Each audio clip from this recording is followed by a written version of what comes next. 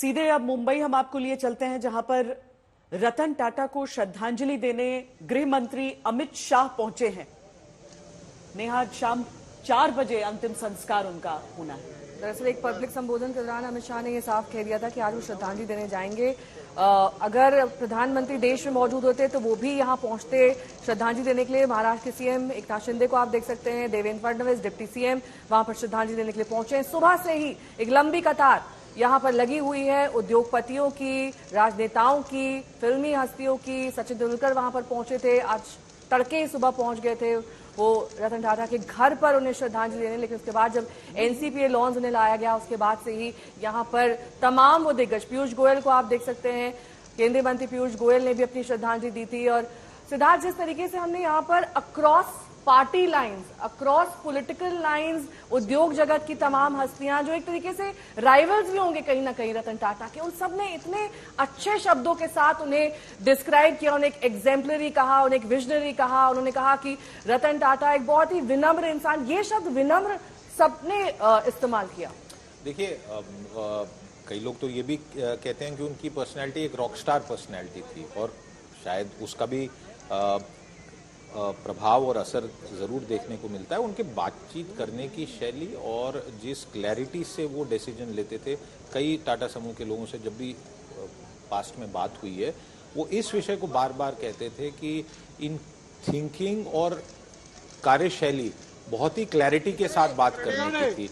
और इस कारण सबसे बड़ी बात जो हम देखते हैं कि आज जिस ढंग के, जिस सीनियरिटी के और जिस रेपुटेशन के मैनेजर्स हैं, टॉप मैनेजमेंट है समूह में, 1991 से 2012 में जो जिनको उन्होंने ग्रूम किया, उनमें से एक बहुत बड़ी मात्रा है जो आज लीडरशिप पोजीशंस पे है सारे ग्रुप में।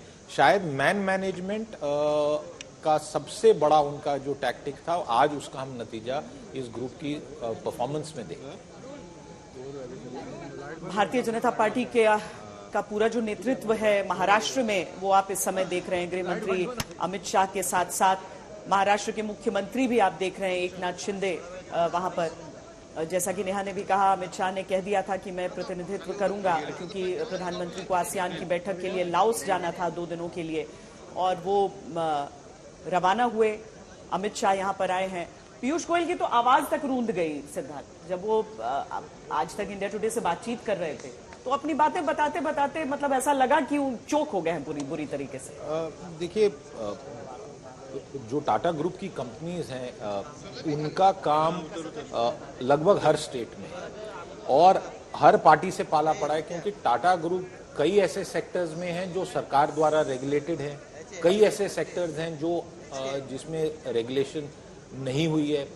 इसलिए टाटा ग्रुप के संबंध कटिंग अक्रॉस पार्टी लाइंस हैं, गवर्नमेंट से, और जिस जिस प्रकार से चेंजेस हुई हैं स्टेट्स में, गवर्नमेंट्स में, हमारी राजनीति में, टाटा ग्रुप को कहीं ना कहीं पॉलिटिक्स के साथ भी इन स्टेप रहना पड़ा है।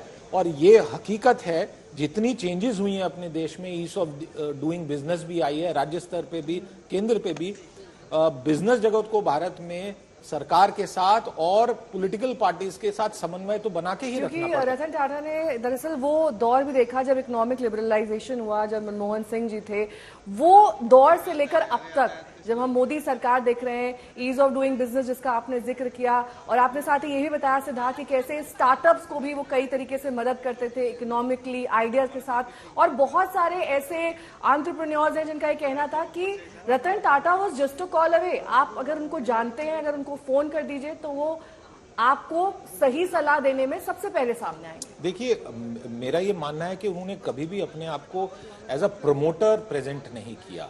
एक प्रोफेशनल मैनेजर, उसमें पर्सनल एजुकेशन देख लीजिए जिस प्रकार से हुई है, जो उनका ग्रूमिंग था, वो तो चाहते भी नहीं थे। ऐसा कहा जाता है कि वो ग्रुप में आए, वो एक IBM करके एक जो कंपनी है उसमें काम करना चाहते थे, फिर आर्किटेक्चर देखा, फिर पायलट भी बने।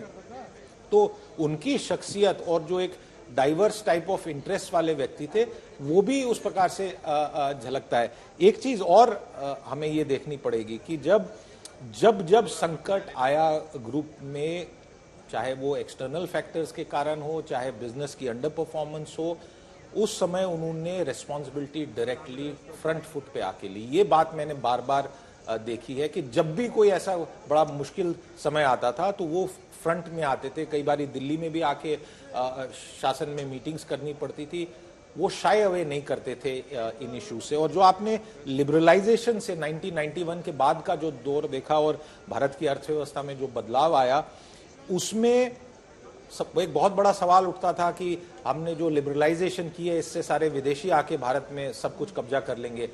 आप ये समझिए कि उसी समय पे रतन टाटा सोच रहे थे और उन्होंने उसके बाद स्टेप्स लिए जिनका रिजल्ट बाद में हमको 2008 में जैसे फॉर एग्जांपल देखने को मिला कि भारत से कंपनीज बाहर जाके बड़े जो ब्रांड्स हैं उनको खरीद रही थी। बिजनेस मुश्किलें हुई होंगी, बट जो थॉट प्रोसेस है, और बिजनेस में एकदम से चुटकी बजा के तो कुछ होता नहीं, 15 दिन में जैसे चुनाव पलट जाता है, एक स्टेटमेंट पे चुनाव पलट जाता है, बिजनेस में ऐसे नहीं होता है।